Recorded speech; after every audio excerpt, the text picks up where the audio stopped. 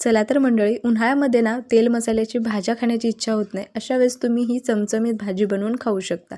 त्यासाठी कढईमध्ये थोडंसं तेल घातलं, त्यामध्ये हळद घातली, स्वच्छ धुतलेला शेवगा घातला, चवीनुसार मीठ घातलं आणि 2 चमचे मुगाची डाळ घालून भरपूर पाणी यामध्ये घालून हा शेवगा व्यवस्थित असा शिजवून घ्यायचा आहे। त्यानंतर मिक्सरच्या भांड्यामध्ये थोडासा ओला नारळ घातला, मुठभर कोथिंबीर घातली, 5-6 लसणाच्या पाकळ्या आणि अर्धा इंच आलं घालून याचं वाटण तयार केलं। यामध्ये पाणी मी घातलं नव्हतं। तोपर्यंत शेवगा आणि डाळसुद्धा व्यवस्थित अशी शिजली आहे।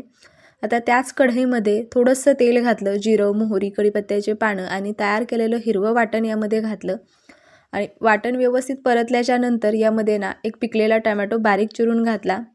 मसाला करपू नये त्यासाठी इथं मी शेवगा शिजवत असताना जे पाणी घातलं होतं तेच पाणी यामध्ये मी घातलेलं आहे।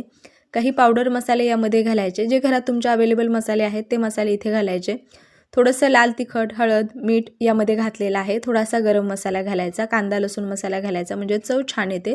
पुन्हा थोडंसं शेवग्यातलं पाणी यामध्ये घातलं, थोडीशी कोथिंबीर घातली, व्यवस्थित असं याला परतून घेतलं आणि शिजवलेला डाळ आणि शेवगा यामध्ये घालायचा।